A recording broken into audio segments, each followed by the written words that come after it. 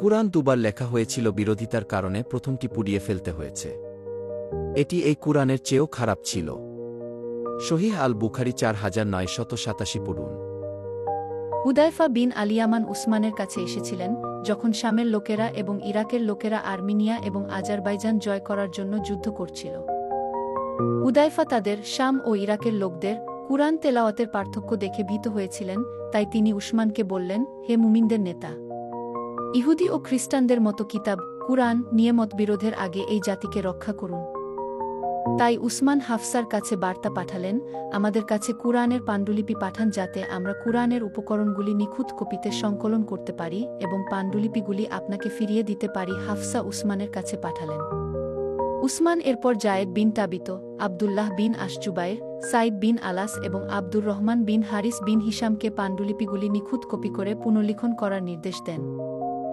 উসমান ৩ কুরাইশিকে বলেন, যদি তোমরা জায়েদ বিন তাবিতের সাথে কুরআনের কোনো বিষয়ে দ্বিমত পোষণ করো, তাহলে তা কুরাইশদের উপভাষায় লিখো, কারণ কুরআন তাদের ভাষায় অবতীর্ণ হয়েছে। তারা তাই করল, এবং যখন তারা অনেক কপি লিখে ফেল, উসমান মূল পাণ্ডুলিপিগুলি হাফসার কাছে ফিরিয়ে দিল।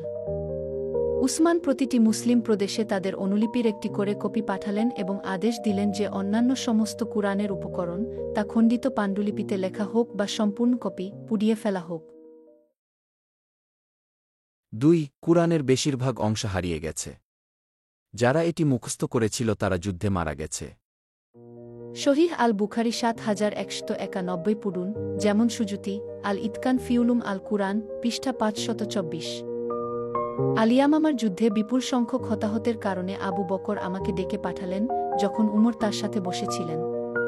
আবু বকর আমাকে বললেন, উমর আমার কাছে এসে বলেছেন, আলিয়ামামার যুদ্ধের দিন পবিত্র কুরআনের প্রচুর কারী নিহত হয়েছিল এবং আমি আশঙ্কা করছি যে কুরআনের কারীদের মধ্যে হতাহতের সংখ্যা অন্যান্য যুদ্ধক্ষেত্রে বৃদ্ধি পেতে পারে, যার ফলে কুরআনের একটি বড় অংশ হারিয়ে যেতে পারে। অতএব আমি মনে করি আপনার, আবু বকর, কুরআন সংগ্রহ করা উচিত। আমি বললাম, আমি এমন কিছু করার সাহস কিভাবে করি যা আল্লাহর রাসূল করেননি? উমর বললেন, আল্লাহর কসম, এটি এমন কিছু যা উপকারী। উমর রাত আমাকে এ ব্যাপারে চাপ দিতে থাকেন যতক্ষণ না আল্লাহ আমার বক্ষ খুলে দেন, যার জন্য তিনি উমরের বক্ষ খুলে দিয়েছিলেন এবং আমিও এই বিষয়ে উমরের মতোই মতামত দিয়েছিলাম। আবু বকর রাত আমাকে জাইদ বললেন, তুমি একজন জ্ঞানী যুবক এবং তোমার ব্যাপারে আমাদের কোনো সন্দেহ নেই, আর তুমি আল্লাহর রাসূল এর জন্য ওহী লিখতে, তাই তোমার উচিত কুরআনের খণ্ডিত লিপি অনুসন্ধান করা এবং একটি কিতাবে সংগ্রহ করা। জায়েদ আরও বলেন, আল্লাহর কসম, যদি আবু বকর আমাকে পাহাড়ের মধ্যে একটি পাহাড় এক স্থান থেকে অন্য স্থানে স্থানান্তর করার নির্দেশ দিতেন, তাহলে কুরআন সংগ্রহ করার আদেশের চেয়ে আমার পক্ষে ভারী হতো না।